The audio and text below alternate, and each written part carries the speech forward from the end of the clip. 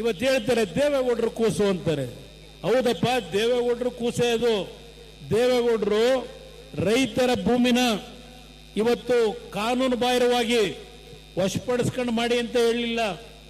ಆ ಕಂಪನಿಗೆ ಹೇಳಿದ್ರು ಯಾವುದೇ ರೀತಿಯಲ್ಲಿ ಸರ್ಕಾರದಿಂದ ಒಂದು ನಯಾ ಪೈಸಾ ಕೊಡಲ್ಲ, ಆ ದುಡ್ಡನ್ನ ನೀನೇ ಇನ್ವೆಸ್ಟ್ಮೆಂಟ್ ಮಾಡಬೇಕು ಅಂತ ಹೇಳಿದ್ರು.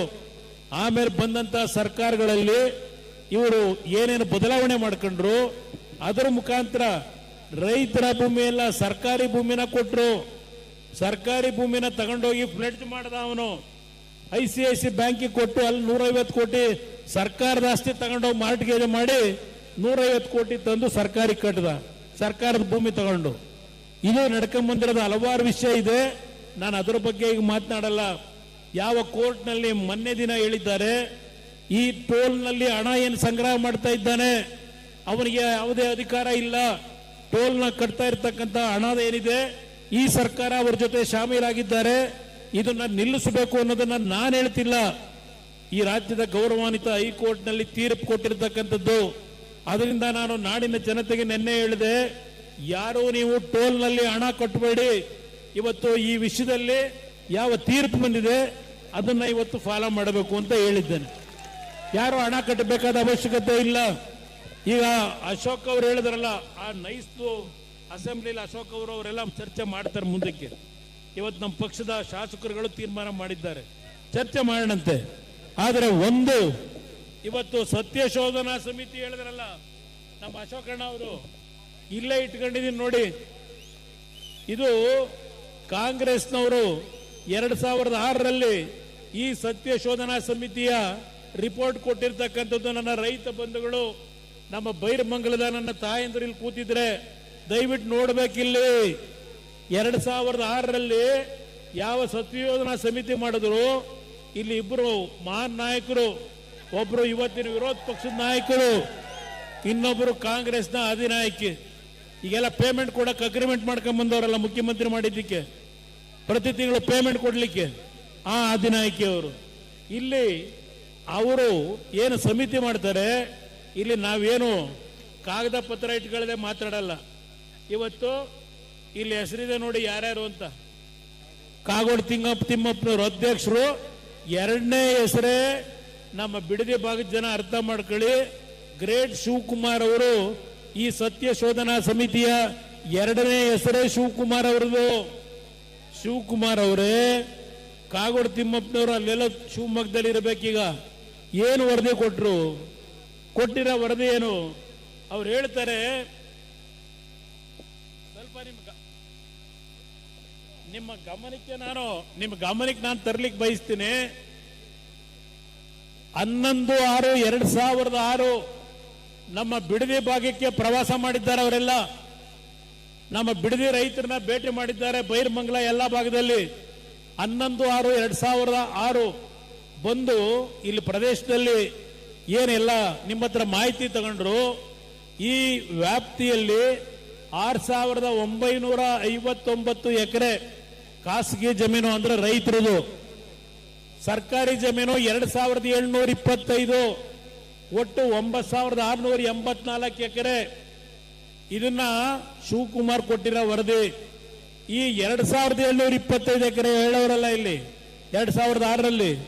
ಈ 2,000 ಎಕರೆ ಎಲ್ಲೋಯ್ತು? ಈಗ ನೋಟಿಫಿಕೇಶನ್ ಮಾಡಿದಿರಲ್ಲ, ಸರ್ಕಾರದ ಭೂಮಿ ಯಾರ್ಯಾರಿಗೆ ಕೊಟ್ರಿ 2,000 ಎಕರೆ?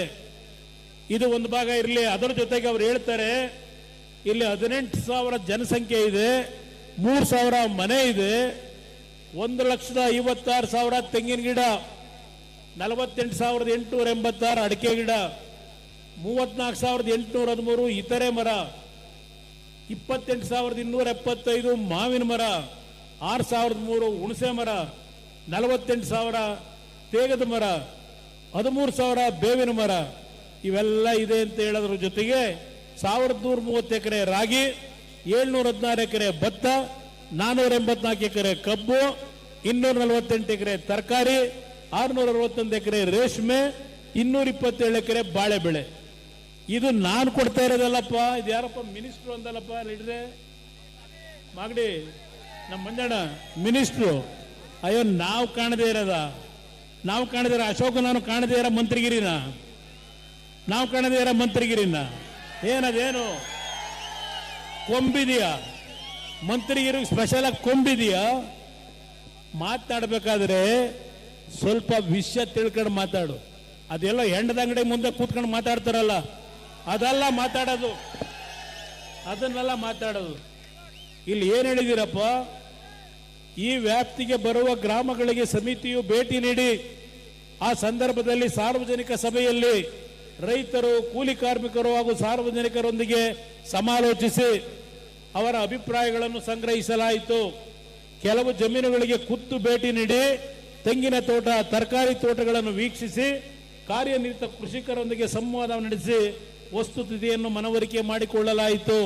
ಹಾಗೆ ಹೇಳವ್ರೆ ಕೊಡಬೇಡಿ ಜಮೀನ ಅಂತ, ಅದನ್ನೇ ಮನವರಿಕೆ ಮಾಡಿಕೊಟ್ಟಿರೋದು ಅವರು, ಕೊಡಬೇಡಿ ಅಂತ. ಈ ಉಪನಗರದ ವ್ಯಾಪ್ತಿಗೆ ಬರುವ ಇಡೀ ಪ್ರದೇಶ ಅತ್ಯಂತ ಫಲವತ್ತಾಗಿದ್ದು ನೀರಾವರಿ ಬೆಳೆ ಮತ್ತು 2 ಬೆಳೆಗಳನ್ನು ಬೆಳೆಯುವ ಪ್ರದೇಶವಾಗಿದ್ದು, ಜೊತೆಗೆ ಹೈನುಗಾರಿಕೆ, ಕುರಿ ಸಾಗಾಣಿಕೆ, ರೇಷ್ಮೆ ಹುಳು ಸಾಕಾಣಿಕೆ ವ್ಯಾಪಕ ಕಾರ್ಯಕ್ಷೇತ್ರವಾಗಿರುತ್ತದೆ. ಇದಲ್ಲದೆ ತೋಟಗಾರಿಕೆಯು ಸಾಕಷ್ಟು ಸಮೃದ್ಧವಾಗಿದ್ದು ಪಶು ಸಂಪತ್ತು ಮತ್ತು ಕುರಿ ಸಂಪತ್ತು ಕೂಡ ಸಾಕಷ್ಟಿರುತ್ತದೆ. ಇದು ನಾನು ಕೊಟ್ಟಿದ್ದಲ್ಲಪ್ಪ, ನಮ್ಮ ಮಾಗಡಿ ಶಾಸಕ ನನ್ನ ಹಳೆ ಅದು ಮಿತ್ರ ಅಂತಲೂ ಹೇಳಕ್ಕಾಗಲ್ಲ. ಗೆದ್ದಿದ್ದು ಜನತಾದಳದಲ್ಲಿ 3 ಬಾರಿ, ಗೆದ್ದಿದ್ದು ಕಾಂಗ್ರೆಸ್ ಅಲ್ಲಿ 1 ಬಾರಿ, ಇನ್ನು ಬಿಜೆಪಿನಲ್ಲಿ 1 ಬಾರಿ. ಈಗ ಬಿಜೆಪಿ ಜೆಡಿಎಸ್ ಬಗ್ಗೆ ಮಾತನಾಡ್ತಾರೆ. ಯಾವ ಪಕ್ಷದ ಕಾರ್ಯಕರ್ತರು ನಿಮ್ಮನ್ನ ನಿರಂತರವಾಗಿ 3 ಬಾರಿ ಗೆಲ್ಸಿದ್ರು? ಯಾಕಪ್ಪ ನಮ್ಮನ್ನು ಬಿಟ್ಟೋಗಿದ್ದು? ಏನು ಅನ್ಯಾಯ ಮಾಡಿದ್ದು? ಏನು ತಪ್ಪು ಮಾಡಿದ್ದು ನಾವು? ಅದೆಲ್ಲ ಒಂದು ಭಾಗ ಇರಲಿ. ಇದನ್ನ ಯಾಕೆ ಹೇಳ್ತಾ ಇದ್ದೇನೆ, ಇದು ಕಾಂಗ್ರೆಸ್ ಸರ್ ಕೊಟ್ಟಿರೋದಪ್ಪ. ಇವತ್ತೇನೋ ಅಡ್ವರ್ಟೈಸ್ಮೆಂಟ್ ಕೊಟ್ಟಿದ್ದೀರಲ್ಲ ಫುಲ್ ಪೇಜು, ಅದು ಅವ್ರಿಗೆ ಯೋಗ್ಯತೆ ಇಲ್ಲ ಅಡ್ವರ್ಟೈಸ್ಮೆಂಟ್ ಕೊಡ್ಲಿಕ್ಕೆ.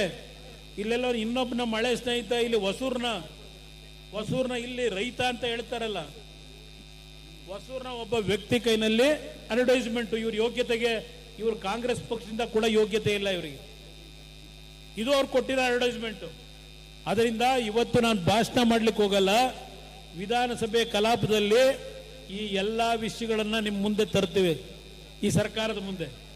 ಅದರ ಜೊತೆಗೆ ಇವರೇ ಹೇಳಿದ್ದಾರೆ, ಯಾವುದೇ ರೀತಿ ಸರ್ಕಾರದ ಭೂಮಿ ಪಡಲಿಕ್ಕೆ ಸರ್ವೆ ಮಾಡಿಲ್ಲ, ಯಾವುದೇ ರೀತಿ ಅಧಿಸೂಚನೆ ಹೊರಡಿಸಿಲ್ಲ, ಇದೆಲ್ಲ ಕೊಟ್ಟವ್ರಿಲ್ಲಿ. ಇವತ್ತು ನಮ್ಮ ಬಗ್ಗೆ ಮಾತಾಡ್ತೀರಾ? ಇದೆಂತ ರೆಡ್ ಝೋನು. ಇವತ್ತು 5 ಟೌನ್ಶಿಪ್ ಮಾಡೋದಕ್ಕೆ ಮಾಡಿದ್ರ, ರೆಡ್ ಝೋನ್ ತೆಗೆದಿದ್ದೀರಾ? ಈಗೇನೋ ಹೇಳೋರು ಇವತ್ತು ಯಾರು ಭೂಮಿ ಕೊಡಲ್ಲ ಅವರ ಭೂಮಿಗಳನ್ನ ರೆಡ್ ಝೋನ್ ಮಾಡಲ್ವಂತೆ, ರೆಡ್ ಝೋನ್ ಅಲ್ಲೇ ಇಡ್ತಾರಂತೆ. ರೆಡ್ ಝೋನ್ ಅಂದ್ರೆ ಅರ್ಥ ಏನು? ಇವತ್ತು ರೆಡ್ ಝೋನ್ ಅಲ್ಲಿ ಇರ್ತಕ್ಕಂಥ ಈ ಒಂದು ಭಾಗದಲ್ಲಿ ಬೆಂಗಳೂರಿನ ಹಲವಾರು ದಳ್ಳಾಳಿಗಳು, ನನ್ನ ಹತ್ರಲೇ ಒಬ್ಬಿದ್ದ ದಳ್ಳಾಳಿ ನನ್ನನ್ನ ಟೋಪಿ ಹಾಕಿ ಇಲ್ಲೆಲ್ಲ ಪ್ರಮುಖ ರಸ್ತೆಯಲ್ಲಿ ಒಂದು ತೋಟ ಮಾಡ್ಕೊಂಡವನೆ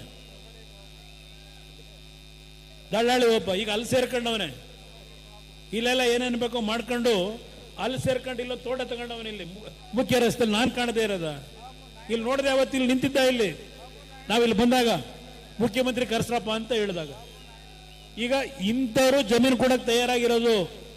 ಇಲ್ಲಿ ನನ್ನ ತಾಯಂದರು ಪ್ರತಿನಿತ್ಯ ರೇಷ್ಮೆ ಬೆಳೆದು ಹಾಲು ಕರೆದು ಜೀವನ ಮಾಡ್ತಾವ್ರಲ್ಲ, 6 ಲಕ್ಷ ಲೀಟರ್ ಹಾಲು ಹಾಕಿ ಇವರೆಲ್ಲ ಜಮೀನು ಕೊಡ್ತೀವಿ ಅಂತ ಹೇಳ್ತಿರೋದು. ಅಂತ ಪುಡಾರಿಗಳು ಇವತ್ತು ಭೂಮಿ ಕೊಡಕ್ಕೆ ತಯಾರಾಗವ್ರೆ. ಯಾಕೆಂದ್ರೆ ಅವ್ರು 10 ಲಕ್ಷ 5 ಲಕ್ಷ ಈ ರೇಟಲ್ಲಿ ಜಮೀನು ತಗೊಂಡಿದ್ರಾಗ ಈಗ 2 ಕೋಟಿ ಕೊಡ್ತೀವಿ ಅಂತ ಅವ್ರಿಗೆ ಬೇಕಾಗಿರೋದು. ಇಲ್ಲಿ ಯಾವ ಪಿತ್ರಾರಿತ ಆಸ್ತಿ ಇಟ್ಕೊಂಡು ಜೀವನ ಮಾಡ್ತಾ ಇದ್ದಾರೆ ಅವರು ಭೂಮಿ ಕೊಡಕ್ಕೆ ತಯಾರಿಲ್ಲದೆ ಇರೋರು, ಅವರು ಹೋರಾಟ ಮಾಡ್ತಿರೋದು. ನಾವು ಧ್ವನಿ ಎತ್ತಿರೋದು ಅಲ್ಲಿ ಕಷ್ಟಪಟ್ಟು ಬೆವರು ಸುರಿಸಿ ಬೆಳಗಿನ ಸಾಯಂಕಾಲದವರೆಗೂ ಆ ಭೂಮಿ ತಾಯಿ ನಂಬ್ಕೊಂಡು ಜೀವನ ಮಾಡ್ತವ್ರಲ್ಲ, ಅವ್ರ ಪರವಾಗಿ ಧ್ವನಿ ಎತ್ತಿ ಇವತ್ತು ನನ್ನ ಕಾರ್ಯಕರ್ತರು, ನನ್ನ ರೈತ ಬಂಧುಗಳು ಈ ಪಾದಯಾತ್ರೆಯಲ್ಲಿ ಭಾಗವಹಿಸಿರ್ತಕ್ಕಂಥದ್ದು. ಅದರಿಂದ ಇಲ್ಲಿ ಈ ವಿಷಯದಲ್ಲಿ ಯಾವುದೇ ಕಾರಣಕ್ಕೂ ಮರಳಾಗಬೇಡಿ. ಇವತ್ತು 3 ಕೋಟಿ ಅಂತ ಘೋಷಣೆ ಮಾಡವ್ರೆ, ಅದೆಲ್ಲ ಇದ್ರು ಕೊಡಪ್ಪ, ಫೋನ್ನಲ್ಲಿ ಆನ್ ಮಾಡ್ಕೊಡೋದನ್ನ ಕೇಳಬೇಕು. 2 ಕೋಟಿ ನಿರ್ಧಾರ ಮಾಡಿ 3 ಕೋಟಿ ಕೊಡ್ತೀನಿ ಅಂತ ಹೇಳೋದಕ್ಕೆ ಯಾವ ಆಧಾರ ಇದೆ? ಯಾರು ತೀರ್ಮಾನ ಮಾಡೋರು? ಇಲ್ಲಿ ಈಗ ಒಂದು ಸಮಿತಿ ಮಾಡೋರಲ್ಲ, ನಿನ್ನೆ ಒಂದು ಸಮಿತಿ ಘೋಷಣೆ ಮಾಡೋದಲ್ಲ ಈ ಪಾದಯಾತ್ರೆ ಹಿನ್ನೆಲೆಯಲ್ಲಿ. ಯಾರೋ ಒಬ್ಬರು ನಿವೃತ್ತ ನ್ಯಾಯಾಧೀಶರು